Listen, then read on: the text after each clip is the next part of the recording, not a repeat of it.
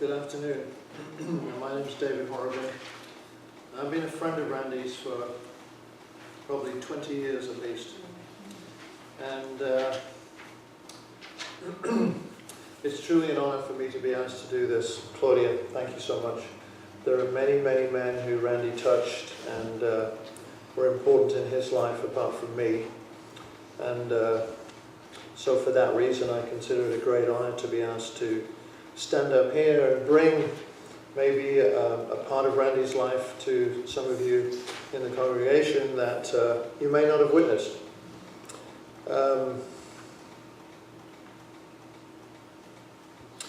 We're all a part of an organization called MDI. And MDI, as I said, I've been a part of this for 23 years. And the organization brings men together under an umbrella of supporting men to be successful and to be the best that they can be. And that ultimately emanates in our families, in our lives, in our careers, and our communities.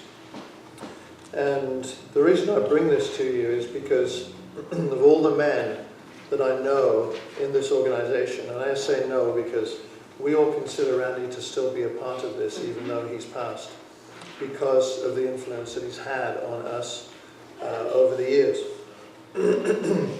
So it's important to put out there, at least for me personally, it's important to put out there what it is that we do and why we do it.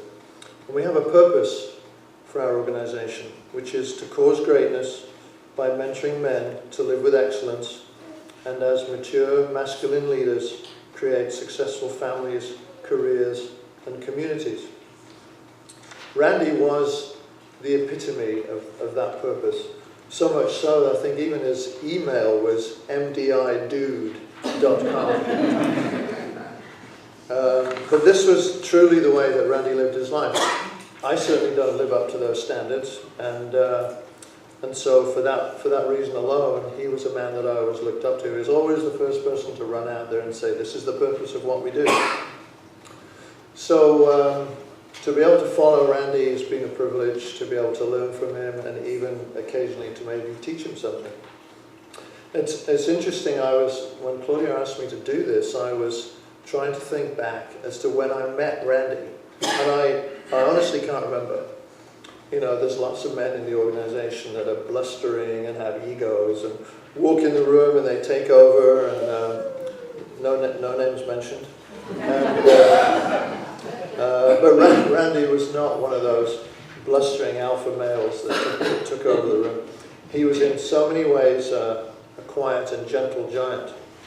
And when I say quiet, I mean sort of his demeanor was quiet, not necessarily his volume.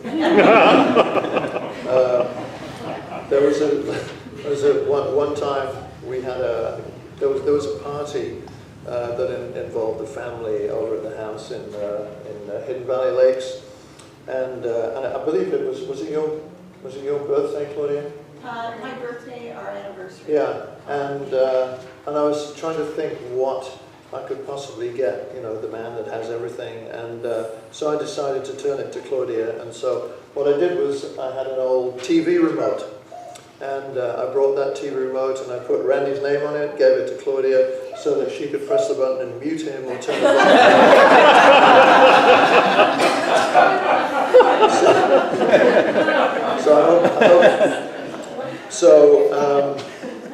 So that's changed.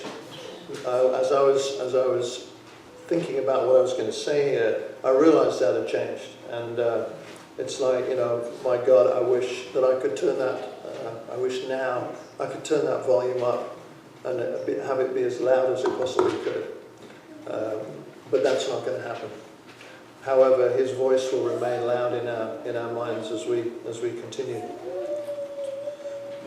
So.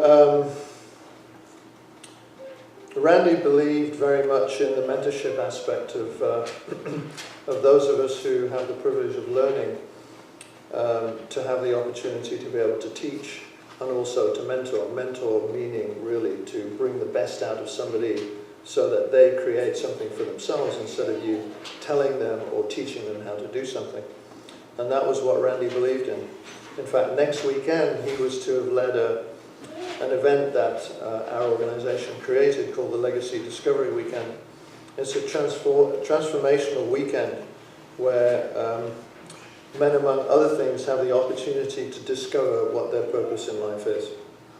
And having gone through that training myself, I've become aware of the fact that not many of us live on this planet and leave this planet having realized that we're here for a reason and trying to fulfill that reason. Randy, on the other hand, was one of those few privileged men who had that purpose. And his purpose was the purpose that we live in MDI. So, in terms of his inspiration and his teaching for us, again, it just continued and continued, generation after generation of men coming into the organization that Randy Listman got to touch. And he has literally touched hundreds, if not thousands of men, and consequently their families, their careers, their communities, and so on. And it's very rare that you come across a man who has that kind of ability, and to be able to do it at such a modest and with such humility, a modest level and with such humility. I've been the recipient of his skillful and loving mentoring. Not always the way that I would like to have heard it, because Randy had a way about him, that we kind of call, what is it we call it? Ruthless compassion. In other words, you bring the truth, you don't necessarily mollycoddle the truth, but you bring it in such a way that it inspires a man to become better and do better things in his life. And I always found that when I was down in the dumps, Randy was always one of those men that I would call, because I knew that where Randy was if I was in a certain place around the context I was holding for something, Randy would come in a level above me and start to pull me upwards. So I could always rely on him, not just to give me a few words around where I could take myself in order to get through some problems or whatever, but he literally would pull me upwards like a suction so that I did it for myself. And that was the skill that he had in being able to mentor. So when I'd get into complaint, when I'd get into sorrow, when I'd get into bitching about things, bitching about life, bitching about other people, how the world was down on me, he would always just grab hold of me, over the phone mostly. And I remember one of the comments he made to me early on was, "When are you going to lose that Britishness of yours?" This is America, Horribin. I don't know how many times I've heard that since I've been in this country. One of his favorite tricks was to think of another man who at some point may have particularly got under my skin. And usually, we know that when somebody gets under our skin, it's a reflection of ourselves and something for us to take a look at. And Randy just had this ability to be able to look around the circles and say, "That guy over there, you don't want to be like him, Horribin, because you don't like that aspect of his personality." And he had an amazing ability to be able to do that. And he understood the true meaning of ruthless compassion. And never in our 20-year relationship did I ever feel judged or criticized. Randy simply encouraged and inspired me to be a better man in so many ways. And I can speak for hundreds of other men who have gone through the same experience as I have, and treasure him now for the way he was for us. And all this was never really a one-way street. I think one of the beautiful things about Randy was that he, regardless of the wisdom and compassion that he had for all of us, he was always willing to learn. And that was why he was able to do all the things that he did within our organization. He loved to learn because it made him a better man.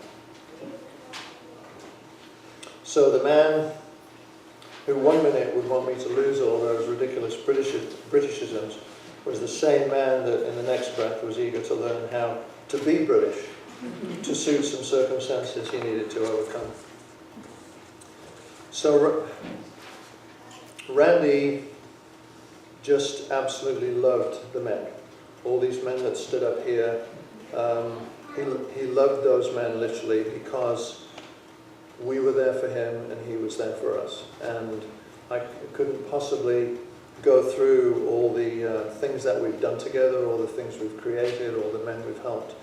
But those actions in life and our desire to all become better people bring us together in this organization in a very unusual way, create camaraderie, create friendships that I have for life.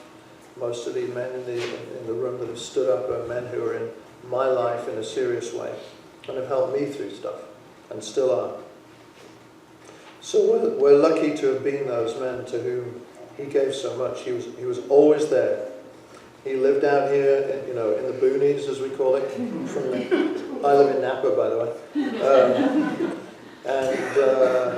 And he was always the first man to volunteer for things that were going on. If there was an event coming on, if there was a meeting, whatever, Randy was always the one to be there. And never ever did I once hear a complaint from him about the distance that he had to drive, the distance he had to travel. And he just put thousands and thousands of miles on his vehicles over the years.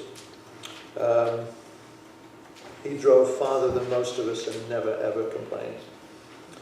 There was a diligence about Randy that was so admirable, and I don't know those of you who may have known him when he was a little bit larger than he was, than he became recently. But he was considerably overweight many, many years ago, to the tune of hundreds of pounds. And for any man, any human being, to have grabbed hold of himself and to have created the discipline within his own mind to get back down under 200 pounds was an amazing feat of humanity and an inspiration to everybody, to the point where he felt that he needed to relay that experience and was in the process of writing a book to help other people do the same thing and make their bodies that much more healthy. Unfortunately, he got taken away from us, and I don't know whether that document will ever be published, but I hope it does.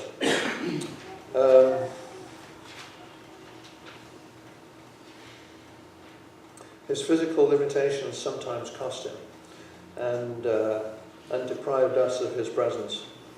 But again, you never heard a word of complaint about his physical issues. He did push himself too hard. I think we all realize that. And we had to take care of him, but he inspired us all to jump up and carry the load. And Randy was, in many ways, a heavy individual, but in many other ways, a light individual because of his demeanor and his personality. So he held many, many high-level positions within our organization and was headed, actually, to lead the hundreds of men that we have in the Bay Area. I think we just selected a new leader a matter of a week ago or something, because we knew that Randy wasn't going to be there to take that position. But he would have been the #1 MDI dude in the Bay Area to lead us all. And we would, most of us certainly would have welcoming him into that position. So he could not have done that had he really embraced the purpose of our organization. So we'll honor him as the epitome of serving a much higher purpose than himself. So as we all know in the congregation here, he was a loving family man. We only got to realize last week that nobody ever heard him refer to two ladies here as his stepdaughters. It was always his daughters. There was an ownership there. I don't think we even realized that he actually had stepdaughters. And there's just an ownership there that he took on at a different level from most of us. And his family was absolutely his backbone. and the love of his strong, beautiful, and tolerant wife was the wind upon which he sailed. When Claudia was out of town, you'd think the world had come to an end. So it reminds me, I don't know how many of you know the movie Gladiator, but there's a scene, the final scene in the entire movie was when the gladiator had died, and he was being carried off to take part in, whatever celebrations there were for a man of his stature. And I have always seen Randy as a gladiator. He had his back up against it a lot of the time. Physically, he fought his way through. The weight thing, he fought his way through. The emotional things, he fought his way through and always came out the other side. And as the gladiator was being lifted up and carted off, I can't remember what relationship she had to him, but the woman who basically took over as the #1 woman in Rome just said, "He was a man of Rome, honor him." So Randy was a man among men, honor him. Many of us have recently reflected on what he brought to our lives, and it wasn't until this tragedy that many of us have stopped to think about it. So in terms of true reflection, I've been looking into the mirror myself in the last few weeks and seriously asking myself, what part of you, David Horrobin, is a better man for having crossed paths with Randy Listman? And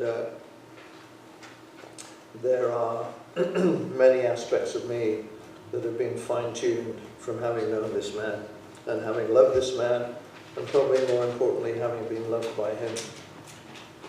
So if Randy could be remembered by any phrase and his legacy be emblazoned on a tablet, it might read like this, and not many men can say the same.